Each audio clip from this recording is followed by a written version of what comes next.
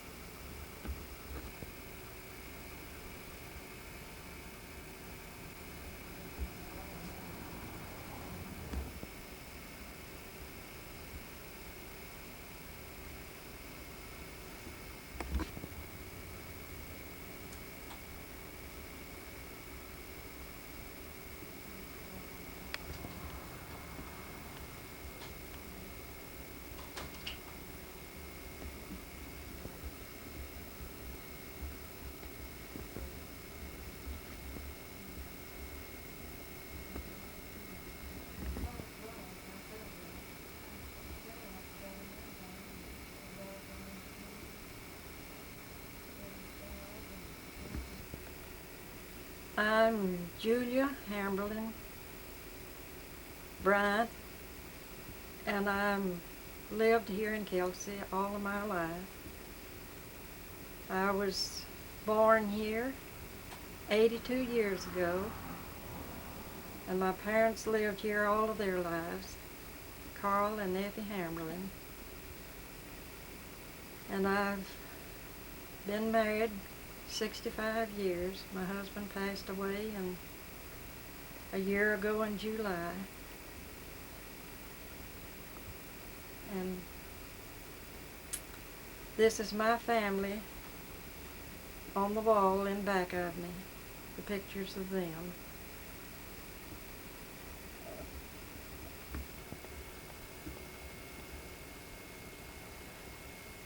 This is Carl and myself, my husband and myself, on our 50th wedding anniversary, or right after the 50th wedding anniversary. We had this made for the children.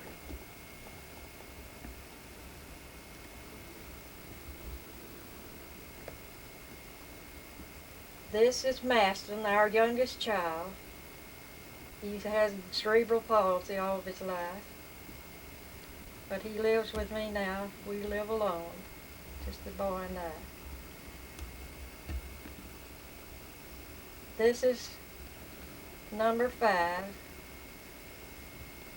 This is Philip Bryant, and he lives in Gilmer now. This is Carl Allen, the one just older than him. That's when they were in school as young boys.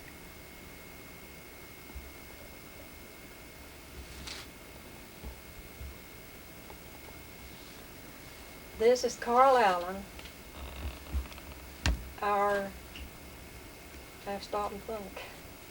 This is Carl Allen, our 4th boy.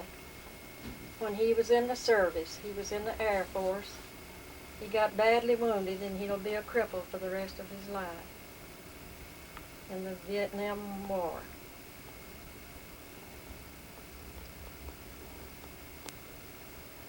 This is Wendell, our oldest boy.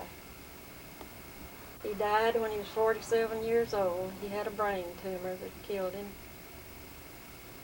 and he was our pride and joy. He was our first child.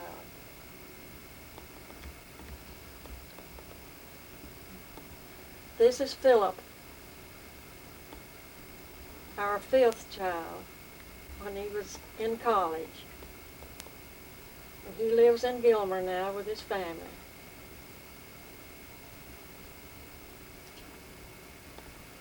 And this is Nolan, our second boy, when he was in the Army.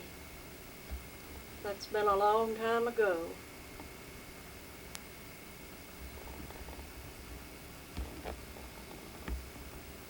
You don't have to point. And then one under Nolan is Lawrence. That's our third child when he was in the Navy. This is the three oldest boys, Wendell, Lawrence, and Nolan, when they were little. And this is our second family after 11 years in between Lawrence and Carl Allen. This is our second family. That's Carl Allen, Philip, and Maston when they were little.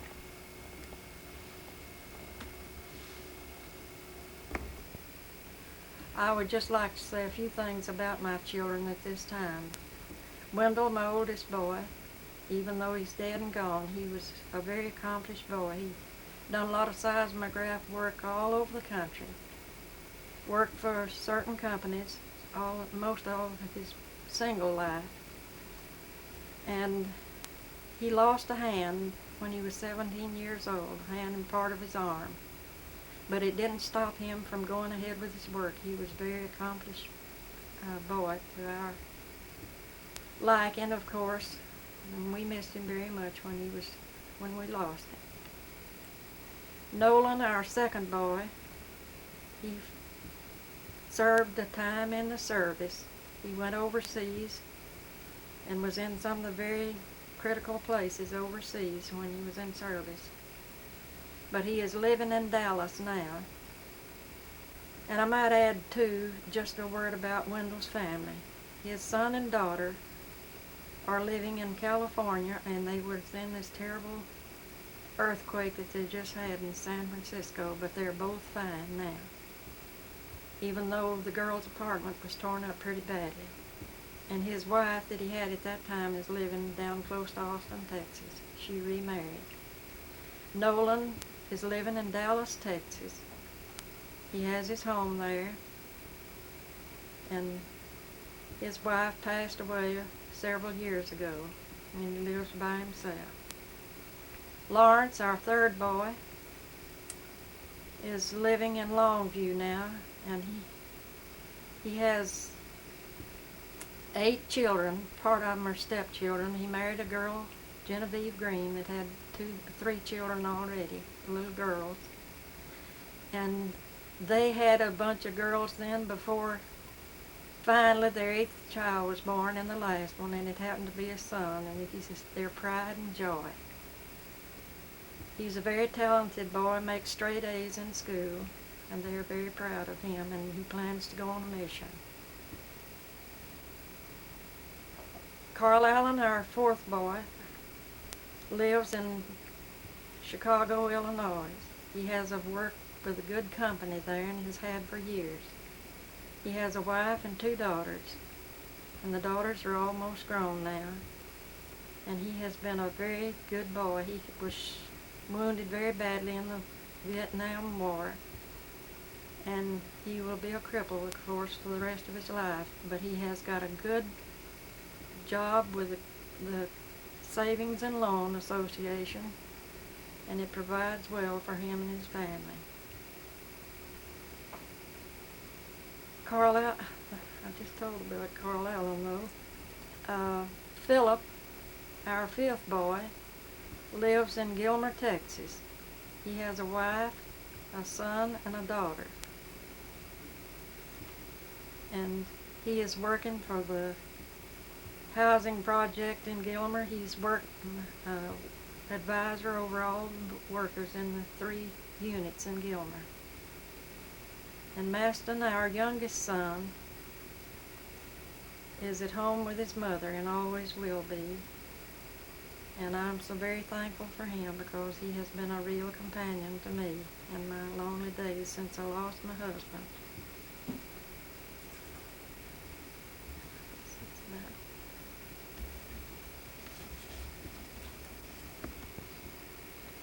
I would just like to say a few more things about the boys that we've just been talking about. Philip, the youngest, fifth boy that I said lived in Gilmer, has been a great help to me, all during the illness of my father, my husband. Philip was with me so much of the time, helping me to take care of him.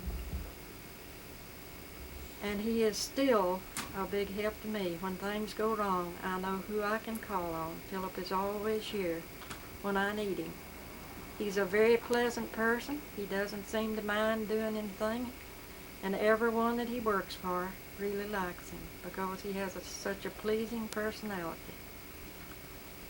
His girl is in high school, and his boy is in about the 8th grade. And they're very talented children, and we think the world of them. And I would also like to tell just a little bit more about Nolan's children. Nolan didn't have but the one child, and it was a son. And there's no ways, don't talk. And his one son lives in East Mountain now, and he has a wife and a daughter and a son. And he's doing real well. He has a good job, and he has a home down there. And he and his family are doing very well. I have 6 children. I've got 16 grandchildren, and we have 20 great-grandchildren and another due soon. So our posterity is really growing, and we're so proud of every one of them.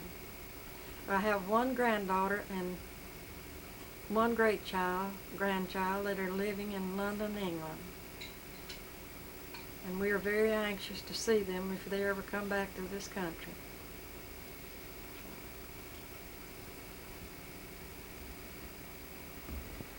I would just like to tell a few things about where I was born. I was born in the Kelsey area, as I stated a while back, 82 years ago. And I lived most of the life that I remember about in a house way off north of Kelsey, down close to Rocky Creek. And I have a picture of the house where I was born, and I would just like to say just a word or two about the house. It was later where my grandparents lived, and we would just have the best times in the world. My dad would load us all into the wagon. We'd go down to this house that I'm about to show, and we would have such a wonderful time with our grandfather and grandmother. She would always fix the most delicious meals, and my grandfather would, in the summertime, would always have us watermelons and things of that sort to eat. And he was one of the most jolly persons that I ever seen in my life, and we loved him so dearly.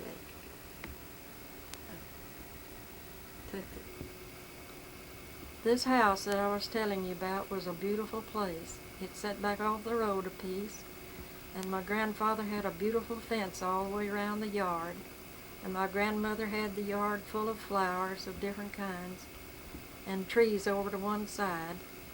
And she always kept everything so clean. That yard was swept as clean as any floor you ever seen. She kept things so nice, and we always enjoyed so very much of visiting in this place. My father never hardly ever failed a week before he took us down there to see our grandparents.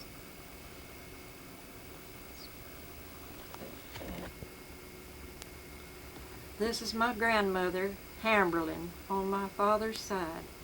She was, as I said, such a pleasant woman. She always got so tickled at grandfather's jokes. He was continually telling jokes, and she would get so tickled at them, but she always laughed silently. And she was, as I stated before, one of the best cooks that I ever ate after. and I am named for her. Her name was Julia Helen Irwin, her maiden name, and that's where I got my name. Julia was from my grandmother. And my grandfather, as I stated, was one of the most jolly persons that I ever was around. Everybody loved him. And he would go to town on Saturdays, and he would be laughing on one street, and somebody on the other street would say, well, I know Mr. Hamberlin's in town because I hear him laughing. And his name was James David Hamberlin. My father was their oldest child. Carl Hamberlin, or Victor Carl Hamberlin was his name. And he was a loving dad. He was very strict on us children, but he was always had something nice for us after we completed our tasks. He was the one that taught me how to milk. I'd get a little tiny bucket and get on the opposite side of the cow when he'd be milking, and that's where I learned how to milk. And my mother was one of the sweetest persons that I ever knew in my life. Everybody loved her, but she died so very young. She was right at 44 years old when she died. And she died pregnant. And she had a big family, of course, but she was a very good mother, a good cook, and she done wonderful things for all the children. She had 11 living children and lost one when it was a young child. And as I stated, she was pregnant with another one when she died. These are my father's brothers and his sister and their mates. This is Uncle Percy and his wife, Clara Dickerson, she was when he married her. This is Lamar Hamberlin, and he was the youngest child, youngest boy, and the youngest child, I guess. And Myrtle, he married Myrtle Lindsay. She came from a big family too. And this is my father's sister, the only one that I ever knew. Her name was Flossie, and she married Arthur Lindsay, who was a brother to Myrtle Lindsay. And Uncle Jim. I couldn't see. This is Uncle Jim, the one just older than Lamar, and he married Pearl Bamberg, and she was from Louisiana.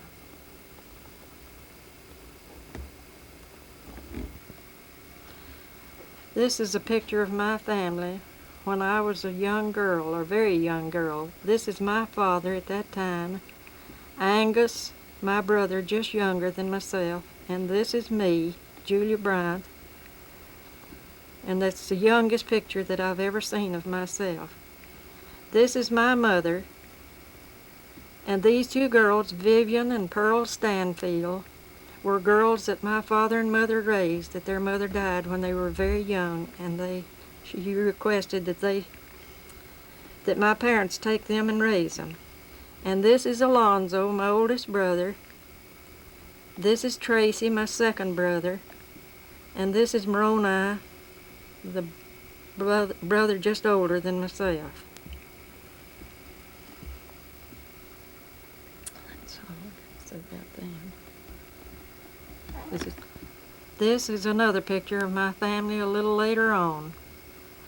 And that's my father and my mother. And by the way, my mother was the only one out of her generation of people that ever joined our church, the Mormon church. This is my oldest brother, Alonzo. This is the next one, Tracy. This is Moroni. This is Angus, the boy just younger than me.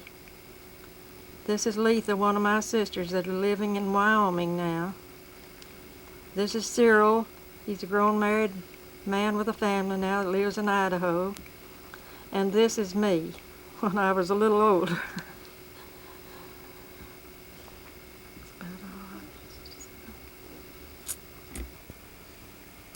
while I'm talking about my parents and my father's family and all of that, I would just like to tell that they came here from Mississippi, and the funny part of it is my father stole my mother from her family, and he went to school to get her, and she left there without any clothes or anything other than what she was wearing.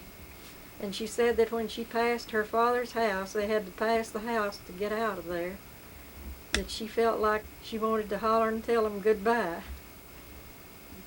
And she was the only one of the family that ever joined the church.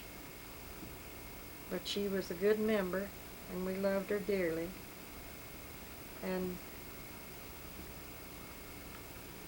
I can't think. My parents, after they married in Mississippi, they later came to Texas and moved to Kaufman County and lived there till after Moroni was born. And then they heard of the Mormon community, and they moved on to Kelsey area, where they lived the rest of their lives. And when I was a little girl, about 4 years old, they went to the LDS temple in Salt Lake City and had their temple work all done, and the family all sealed to them. He rode the train. My father left his crop that year, praying to the Lord that he would make enough to make the trip to Salt Lake. And we rode the train to Salt Lake. And while we were on the train going to Salt Lake, that was before they had air conditioning, and they had the windows to the train open, and I, a little child, stood up on the seat and had my head out the window looking, and my daddy popped me across the seat and told me to sit down. Didn't I know I'd get my head knocked off that way? And that was quite a long time ago, but that's still very vivid in my mind about the Salt Lake Temple and how white and clean everything was inside it. I'll never forget it, even though I was only 4 years old. My father was a farmer by trade, and he farmed a lot of corn and cotton and different things, and he used to know how to work us kids just right to get us to get a lot of work done. He would always provide us a good swimming hole and things of that sort to make us work harder to get our task done. And there was many a time that we would chop so much of the cotton, nearly all of it, down to keep up with him. He'd be working along with us, and we'd work so hard to keep up with him, to hear these tales that he would tell about his his young days in Mississippi. He'd tell us about the bears that were down in the swamps and the different things that they would go to hunt and how they would do all of this, and it would be so interesting to us kids that we'd work ourselves to death to keep up with our dad.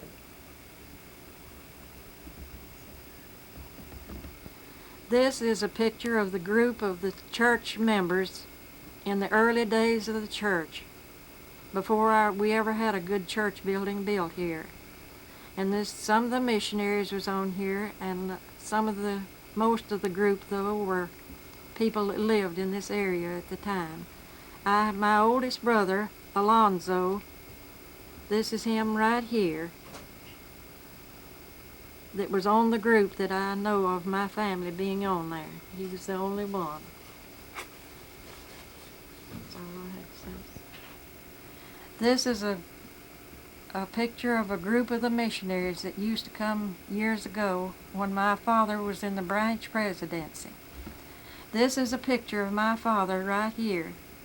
He and Brother Ollie Lindsay, right here, was the counselors to Brother Leroy Marsh at that time.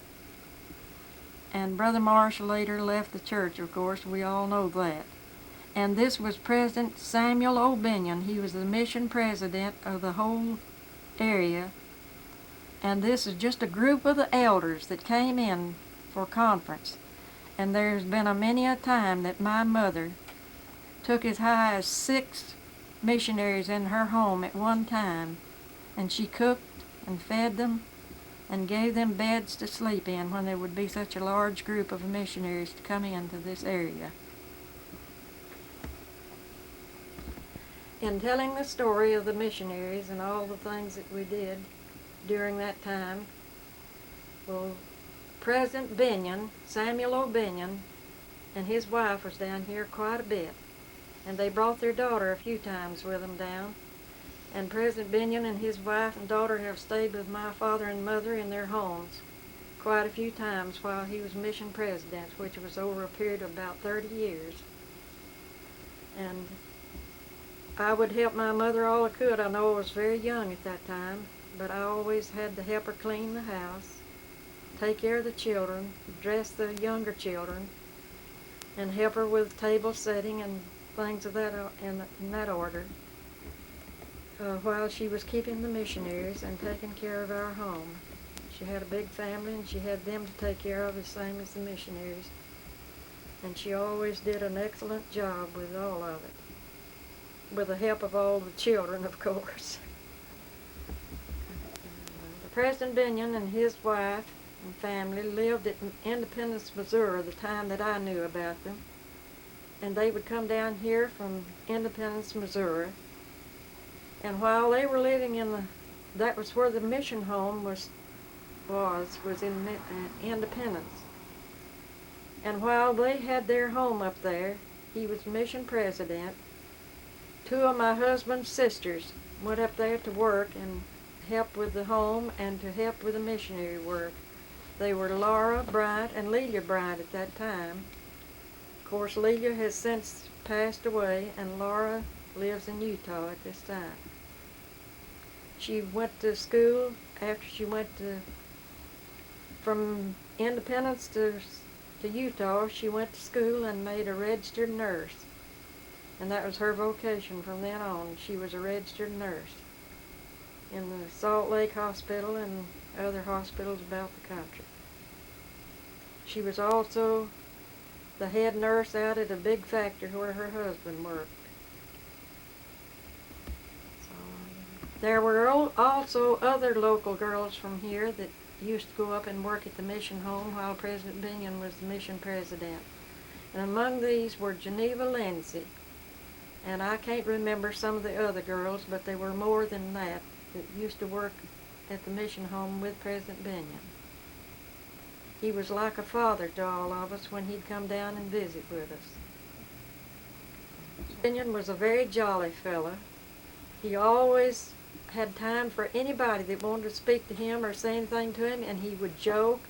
I've seen him sit at the table and tell jokes and have the bunch of laughing and having such a wonderful time.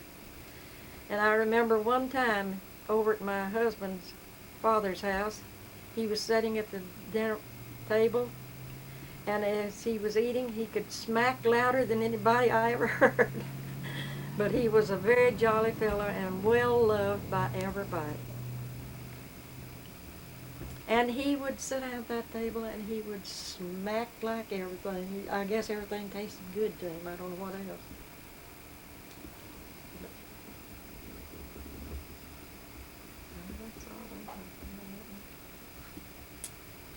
After my father moved from the old Carter place where Angus and I were born, he bought a farm up north of Kelsey that Rocky Creek ran right through the middle of it.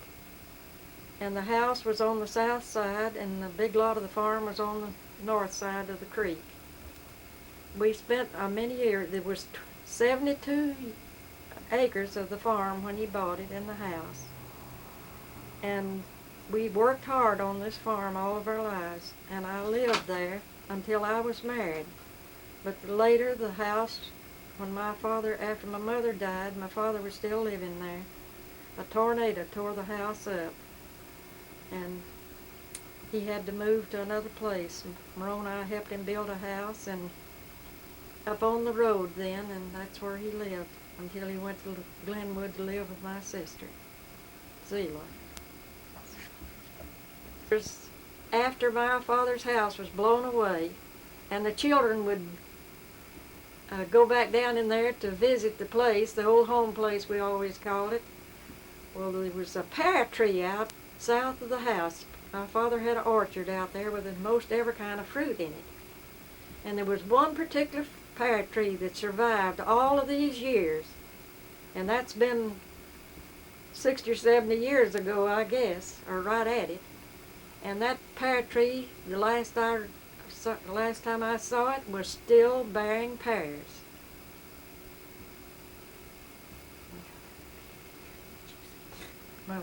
Big. How big were they? Oh, they were the biggest, juiciest pears I believe I ever seen. And my mother would gather some even before she died. And she would wrap them in tissue paper and put them in a box to keep them till they melted, so melted that they just dropped with juice. And they were the best things that I ever socked my teeth into. I wish I had one now. Julia, didn't your dad plant that pear tree? He sure did, and not only that, he planted the rest of the orchard he had out there. We had everything from pears, peaches, apples, plums of every sort, apricots, and then over across Rocky Creek, he also had another big orchard over there. And people have come from miles around to get the wonderful peaches and things that he raised in those orchards. And believe me, they were delicious. That was before the days when the insects got everything. And he had the most wonderful peaches, and he gave so many of them away. We'd just slip out to the trees many a time when the peaches had just barely begun to turn and eat our fill of them. He sure had, he really had 3 orchards. He had one south of the house, one out just north of the house, kind of out behind, and the one over across Rocky Creek. My dad believed in having plenty of food stuff at home. He had berry vines and everything else you could think of that anybody could raise and have. Very little we bought back in those days on just the very essentials that we had to buy. Not only planted all this stuff, but he would order things, and then they had an association through here in this country that he could buy things from. But all the plants and all the stuff that he ever raised, he would save seed from one year to the next in the gardening, and he would have one of the most wonderful gardens along with the fruit that we lived off of. Very little we ever had to buy, except the very essentials in life that we couldn't raise on the farm. After my father bought this place and we moved to it, well, I was very near old enough to start school. It wasn't long, but I started school. We lived 2.5 miles from the school building, and rain or shine, we had to walk to school every day that we got into schooling.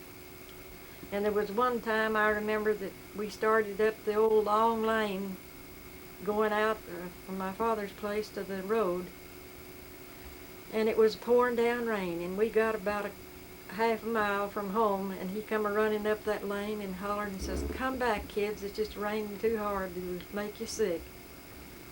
And outside of that, we went to school every day of our lives that we were possibly able to. And school was a lot of fun, and it was a lot of hard work. This was the red brick schoolhouse. Yes, this was the little red brick house here in Kelsey. Tell about seeing it built. And when I was a child growing up, I know that there was many a time that we passed that building out in the road by the old Will McNice house, and I could look up toward the old schoolhouse and see the men up on top of it working and building that red schoolhouse. And we were so proud to have a school in our community to where we could all go to. And there was, as I said, we had to walk every day of our lives to school. And I spent my whole life going to school there, the whole school years that I went. I went from the time I was in the primer until I was in the 10th grade. And then I dropped out of school and got married just 2 months before I was 17.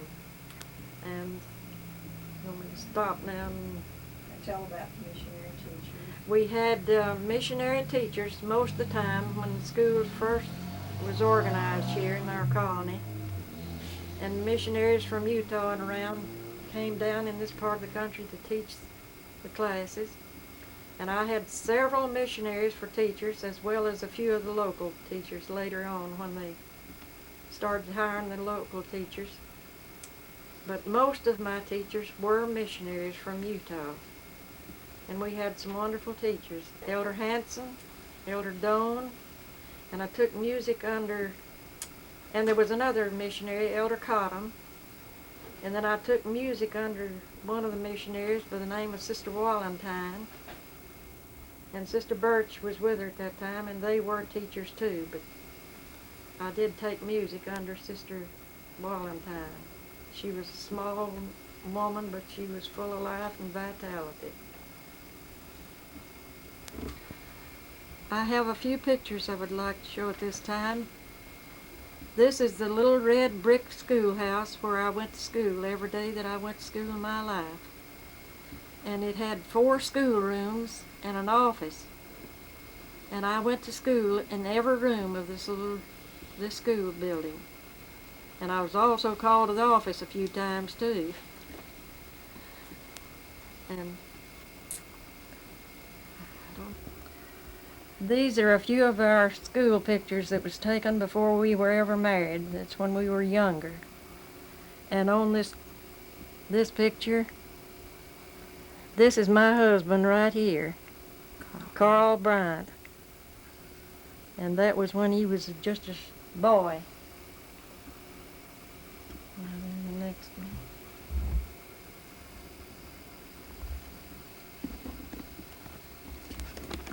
Carl's sister and my brother Angus. This is him right here, and where is Lydia? I believe that's her right there. And Lydia, Carl's older sister, were also in this school group. This is another group of the earlier school days, and this is Carl right here.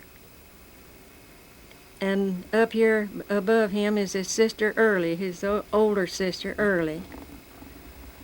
And this was Emma Wade. She died here a while back. And this is Lola Wade, she is now.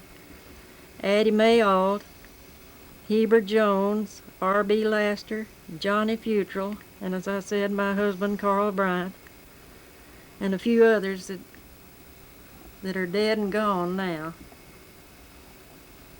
When Maddie Alt was my teacher, and this is myself, a little squirt that I was, right there. Just see my head there, and my brother Angus is right here in the corner. I know all the rest of them, but it's too numerous to name at this time. There's also another school group of the year that I was in Elder Cottam's class, and this is me right here. Uh-oh. Messed that up, didn't I? This is Elder Cottam right here. That was my school teacher that year, I'll say. You ready? Mm-hmm. This is some of the school teachers that we had while I was in school. This is Elder Delbert Hanson. This is Elder Cottam. This is Sister Walentine. And this is Sister Birch. And these other 2 missionaries I didn't know. But Sister Walentine was the one that I took music lessons under. And this is a picture of Sister Walentine, one of my school teachers and also a music teacher that taught me when I was a girl in school. This is a picture of Elder Delbert Hanson. He was a wonderful school teacher, and we all loved him, but he never would sing. We always had singing in school at that time, but he swore up and down that he could not sing. And then when the girls formed a basketball team, they had to have bloomers to play in at that time. So we all had midi blouses already, but he went to the store, Brother Alt's store, and bought some red material, and we all had red bloomers to play basketball in. We had a good team too. This is a picture of 2 of the teachers that used to be here. This is Elder Wood Christensen and his wife, and she was a very talented musician, and he was a we call it a fiddle player, a violinist. And there's so many times that the girls and I would get them to be on the programs that we had at Mutual. And she would play the piano and he would play the violin, and it was such beautiful music. But this picture, taken with two missionaries, they all went over to Dallas to a big program that was a costume program of some sort over there, and they were a quartet that sang at this program at that time.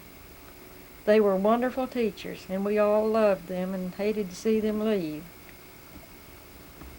Elder Wood Christensen and his wife lived in what we call the Old Perry House, up above the Josh Alt store on the top of the hill up there. And this house since then, since they lived in it, has been burned down.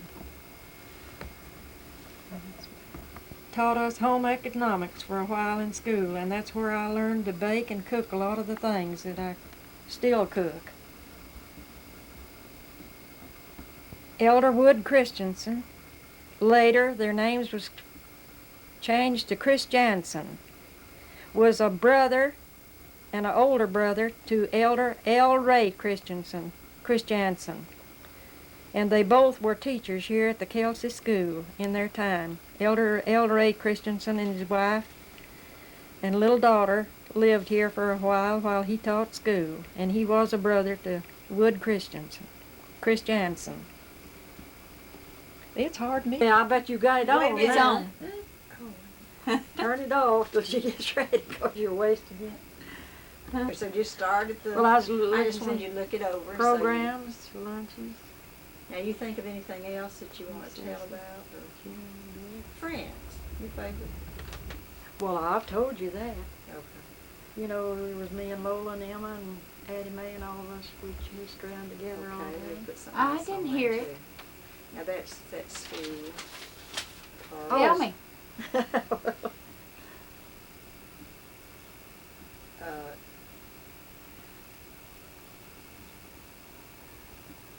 She said she told it on the tape. I remember her talking about playing with these certain girls.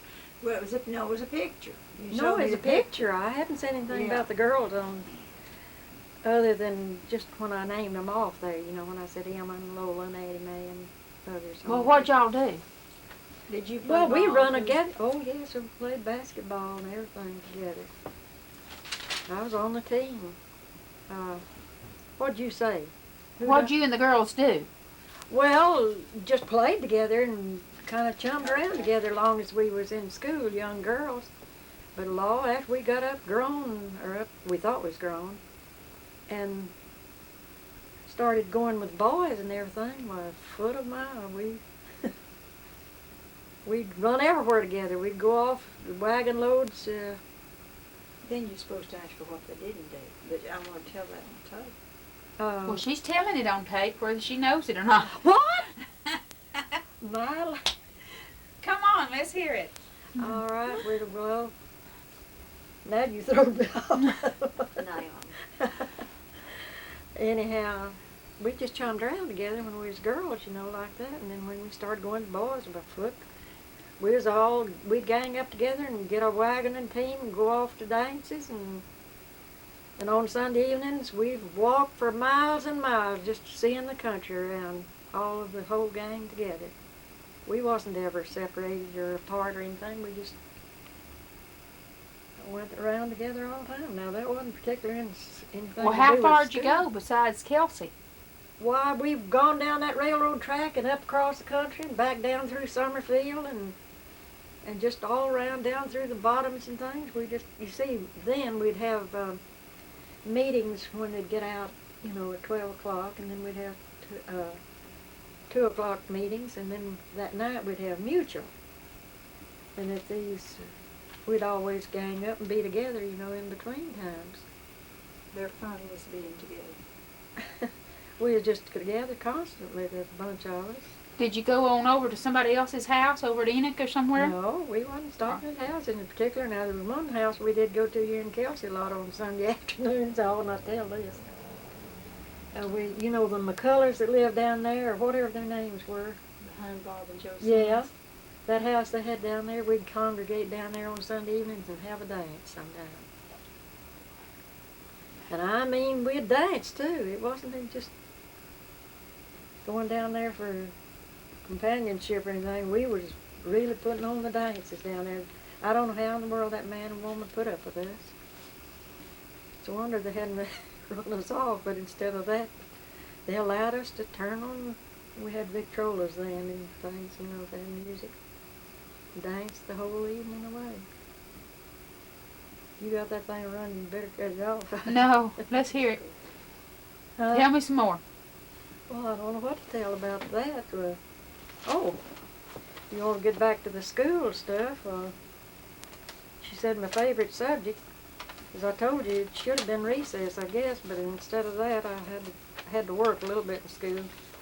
I guess spelling, reading, back then, you know, we had a lot of such as that, spelling and reading, and then we had arithmetic, and as I got older, we had civics, and we had history, and we had algebra. Now, I liked algebra, but I hated arithmetic. Just the old written out problems, you know, I hated them things worse than anything. Never could get them without some help. I couldn't understand this reading so much, you know, with everything. But I liked algebra real well, and I liked, we'd call it language then. I don't know what to call it now, English, I imagine. And I'd skip civics. I never would have to take the class because I didn't like it. I liked history pretty good, and geography real well. We used to have to draw maps and color them and put in all the main cities and everything like that on our maps that we'd hand in. I was pretty good at such as that, and reading, I liked reading. Been always able to read good. And spelling, I would stand at the head of the class in spelling. And we had several contests of going off to different schools, you know, and competing with them in spelling bees. And I would always been one of the last ones standing up. Was the last one a time or two. But outside of that, we just had plain stuff then in school. It wasn't anything, a lot of this fancy. Well, we had to write themes and things like that too. And one day I had a theme started, and it was an important thing. I don't remember what it was about, but I had it started, and I left it laying on my desk, and I went out of the room for something. When I come back in, well, I just gathered up my books and things and started home. And I thought, well, I saw Emma writing on that paper, and I thought I'd look and see what it was she'd written on that. And I thought before my soul and body I was going to die laughing. That girl had took the rest of my theme and had made the biggest bunch of foolishness out of it you ever seen and or heard of in your life. And I got so tickled at her, and she got me into more trouble. Emma who? Byron Wade's wife. She married Byron Wade, and she got me into more trouble. She'd do silly things during the school hour, and she'd get me and Lola to laughing. And that Emma, she could just put on a solemn face and just go ahead with her work. There wasn't a thing wrong, and the teacher just wanted to know what we was laughing and cutting up about. And we'd try to tell him, you know, or got so tickled. And we'd get punished, and Emma would get out of it. They never did get her punished about what she'd do to us. We had some good times, though, and I loved her like a sister, but when she died, I just thought it was terrible.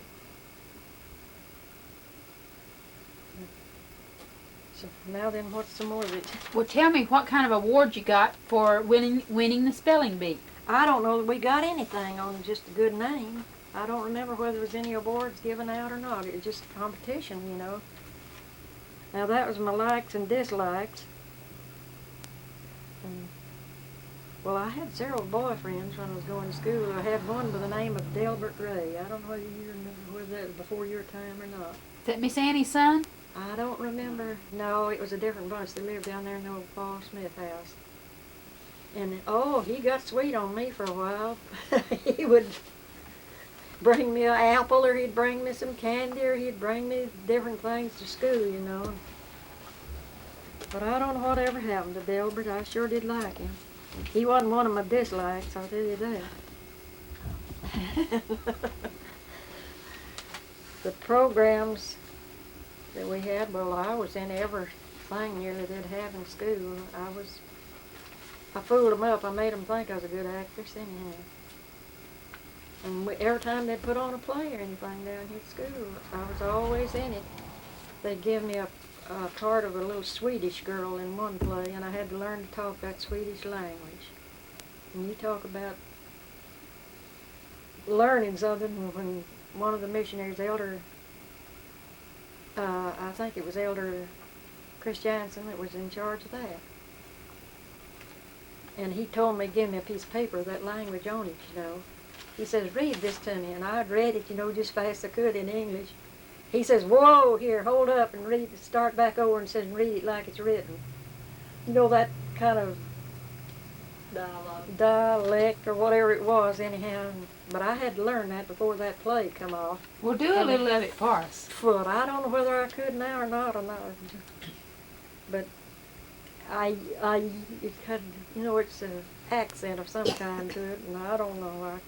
But anyhow, I had to learn that, and we had that play. And I think that was the same play that Carl was policeman in it. They had him dressed up in a policeman's suit, you know, and he had his billy club and everything, and he busted in on a bunch during the play, and he was arresting them going and coming. I've got his picture somewhere in them albums with that policeman's suit on. And most all the programs, we just had real good programs. We was in one time with Maud Amonette. She was the fairy in that play, and she was the sweetest thing. Now, here a while back, I was humming one of the songs that she had to sing in that play that we put on. It was about where the fairies dwell and everything like that, you know. It was so pretty. Do you remember any of it? Well, I might if I studied about it a while. I got that thing went to running through my mind about how she sung that song. Do you remember the names of any of the plays? Well, it's something about, they ask the question, you know, in the play, and says, where do you fairies dwell? And then she sung the song, you know, and telling them where she dwelt at. Sometimes we dwell in the little hearts of the flowers, or, you know, just prettiest little song. And lunches?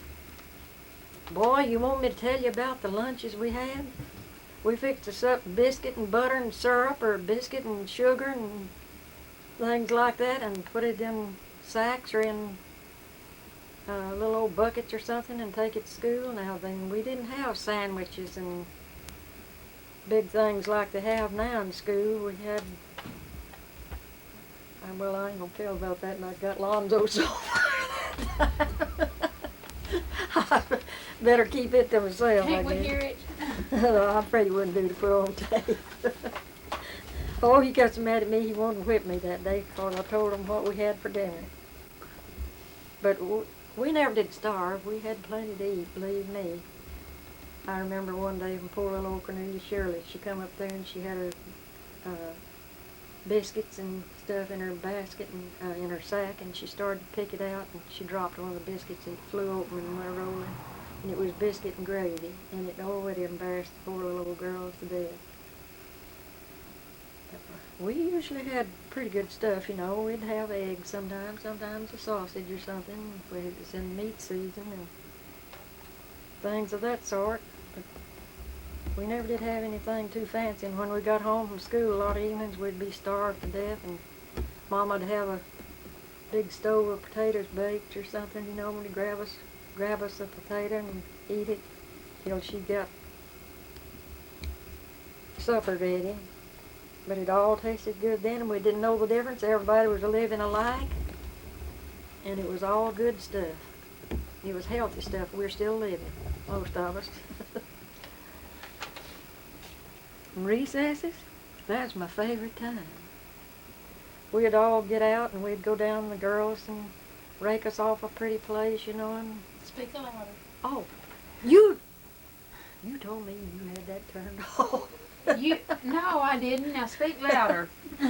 All right, the girls would all gang up together, and we'd go down the hill, you know, from the schoolhouse, and we'd rake off them places and make us the prettiest playhouses and have us furniture of different kinds we'd put in that little old house, and we'd get this, they call it broom sage or something, we'd make us brooms out of to sweep our houses out with and everything. And we had a lot of fun in school. What was your furniture made out of in your playhouse? Anything we could get to make it, rocks covered up with rags or just whatever we could, things we could. A lot of times we'd take things from home, little toys and things we'd have, and our dolls,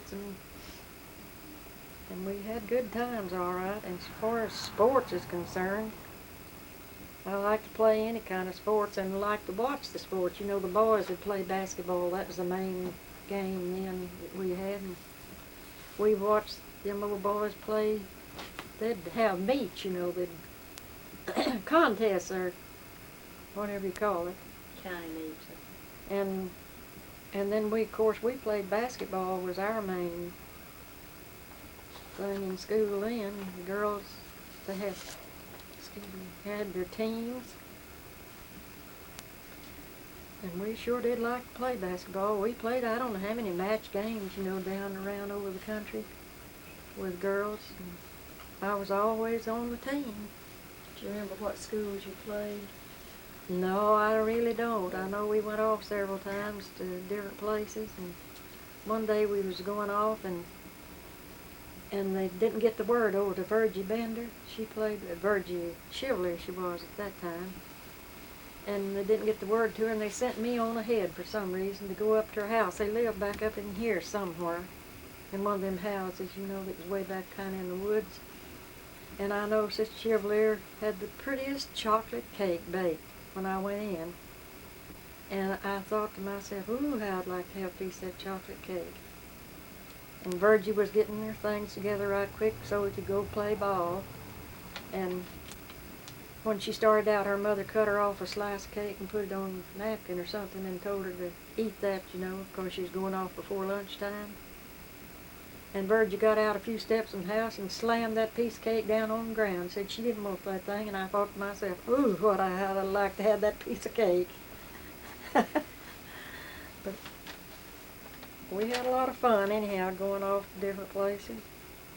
And so far as when the gym was built, I didn't have to build it, but Carl did help some up there on the gym, and we'd go up there. We had a lot of sports and things in that gym after it was built. And there was rooms, built along. They had some classes in some of them, and then back in the back, kind of on the northeast corner of the gym, that's where Elder and Sister Chris Jansen, El Ray, lived part of the time, and some of the other missionaries, lived in some of the rooms of that gym. But so far as me knowing anything about it, Carl knew who it was that had that on contract, and everything like that, but I can't tell you all of that because I don't remember. Do you remember was that after you married? Uh-huh. Uh-huh. See, I married and left school before the gym was built. I liked 2 months being 17 years old, and Carl liked about, he liked about 4 months, or 5, being 19. 2 children getting married. Now talk a little louder, Julia. Well, I'm sorry, I keep forgetting. But anyhow, he did go up there and help build it. Didn't do no big lot, but he went up there and helped some on it. And I don't know too much about the gym. I wasn't in school then. I was married and gone. Well, did your children go to school there? Yeah, part of them. Wendell started there, and I don't remember whether Nolan went up there any or not, but Wendell went to school up there the first year or two. He was in school, and then we made a trip off from here, and when we come back, well, we moved way over there in that Davis house. We were looking for pictures this morning, and it was so far for them little old kids to have to trudge to school, from way back over in there, so we had them transferred to Gilmer. And they could go down through the bottom and up to that Petty house over there and meet the school bus from Gilmer, and they went to school in Gilmer from then on, They went in school in the old building some, and then when they started tearing that old building down and building the new school, then they just went on to it. They never did go back out here to Kelsey anymore. But I've got some things in there that some of the kids' stuff. I've got it all together in one outfit. That you know, remember when that Miss Bray was a school teacher up here? Or do you remember? Well, my kids got several certificates and everything from her as a teacher, you know, about their work up there. But most of their schooling was in Gilmer, because we had them transferred down there. As far as friends, I think I had a lot of friends, all right, especially that bunch of young boys and girls. I never will forget one time we was off, a bunch of us like that together, and it come time for mutual, and we was all heading back towards the church for mutual, and Carl was with me, and we was about the last couple in the end of the line coming up, and Johnny Futrell, I think, was going with Emma at that time. And he got off down there about that Shirley house, and when we was coming up that hill down there below the church, well, I heard somebody whistle. And I turned around to Carl just in time to see him giving him the sign, you know, that he'd be there. And I said, well, what's that all about? Nothing. He said, all right, you know. So we got on in the church, and he went in the church with me and sat down, and about 2 minutes after he sat down, he got up and went out of the church again, and I knew something was up then. So I've come to find out that them old boys had been off down there somewhere trying to make them some home brew. And that's what they was fixing to go off down there and see about it, you know, and Johnny was waiting for Carl to come on, and then to cap it all, later Johnny become the branch president. Oh, mercy, such thing. And Carl worked in the mutual and everything. They repented, I guess, and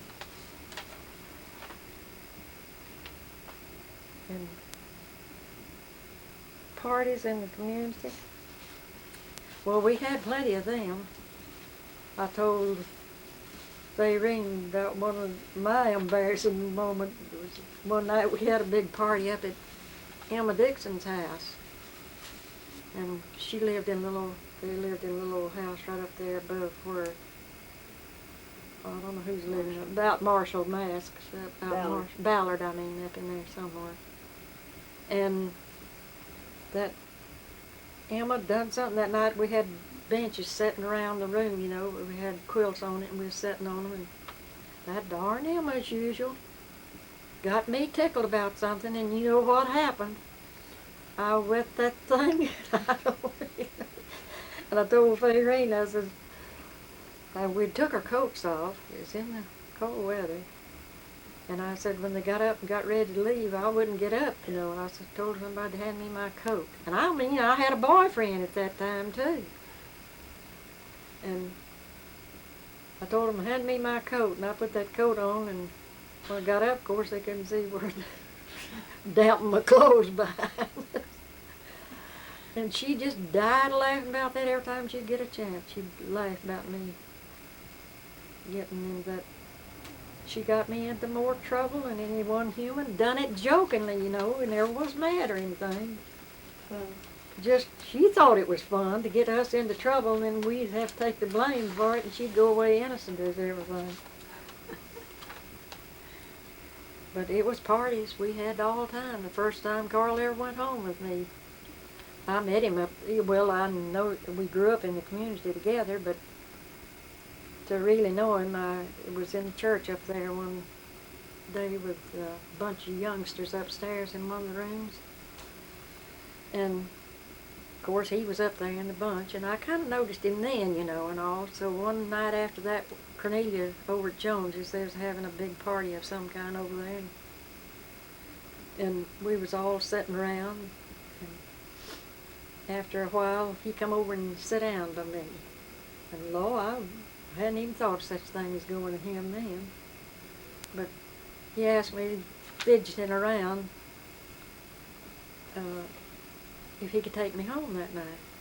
And gosh, he was right there within 200 or 300 yards of his house.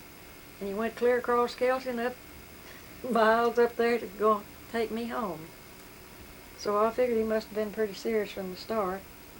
We got to going together then, and I guess we went together for about a year, pretty close to it, somewhere along there.